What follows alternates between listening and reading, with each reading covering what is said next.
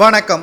அமலாக்கத்துறை வழக்கிலிருந்து விடுவிக்க கோரி செந்தில் பாலாஜி மனு ஒன்றை சென்னை முதன்மை அமர்வு நீதிமன்றத்தில் தாக்கல் செய்திருந்தார். அந்த வழக்கானது இன்று மாலை விசாரணைக்கு நீதிமன்றத்தில் வந்தபொழுது நீதிபதி அள்ளி அவர்கள் செந்தில் பாலாஜி அவர்கள் மீது இருக்கக்கூடிய அனைத்து குற்றங்களையும் முன்னுதாரணமாக வைத்து சுமார் 5000 குற்றப்பத்திரிகை தாக்கல் செய்யப்பட்டிருக்கிறது. இதன் மூலமாக செந்தில் பாலாஜி அவர்கள் சிறையில் தான் இருப்பார் என்றும் அனைத்திற்குமான ஆதாரங்கள் அனைத்தும் சேகரிக்கப்பட்டு செந்தில் பாலாஜியின் வழக்கறிஞர் இது அனைத்தும் போலி என அவரால் ஆதாரங்கள் நிரூபிக்கப்பட்டால் மட்டும்தான் செந்தில் பாலாஜி அவர்களுக்கு ஜாமீன் வழங்க முடியும். கிட்டத்தட்ட அதிமுகவின் ஆட்சியின் பொழுது வேலை வாங்கி தருவதாக கூறி செந்தில் பாலாஜி அவர்கள் 100க்கும் மேற்பட்டவர்களிடம் பண மோசடி செய்து அந்த பணத்தை சட்டத்திற்கு விரோதமாக பணப்பரிவர்த்தனை செய்ததன் காரணமாகத்தான் தற்பொழுது சிறையில் இருக்கிறார். அதுவும் திமுகவின் ஆட்சியில் முக்கிய 2 இலாக்காக்களை பதவி வகித்து வந்த நிலையில் தற்பொழுது செந்தில் பாலாஜி அவர்கள்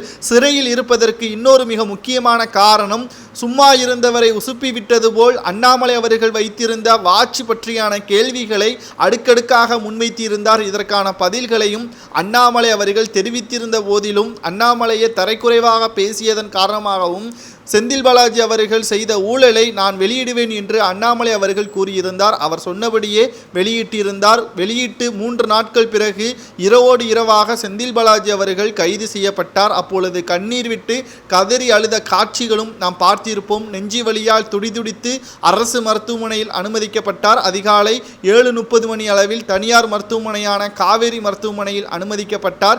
அதற்கு பிறகு நடந்த அனைத்து நாடகமும் நாம் அனைவருக்கும் அறிவோம். அந்த நாடகம்தான் தற்பொழுது வரை செந்தில் பாலாஜி அவர்களை விடுவிக்காமலும் ஜாமீன் வழங்காமலும் தற்பொழுது வரை செந்தில் பாலாஜி அவர்களுக்கு மிகப்பெரிய ஒரு தலைவலியாக மாறியிருக்கிறது. அன்று நெஞ்சுவலி வந்ததாக நாடகமாடாமல் இருந்திருந்தால் இன்று நிச்சயமாக பொன்முடியை போல் டெல்லி முதல்வர் அரவிந்த் கெஜ்ரிவாலை போல் செந்தில் பாலாஜியும் ஜாமீன் பெற்றிருப்பார். அவர் நாடகம் ஆடியதன் காரணமாகத்தான் தற்பொழுது செந்தில் பாலாஜி புழல் சிறையிலேயே 1 ஆண்டுகள் 3 மாதம் ஆகிவிட்டது.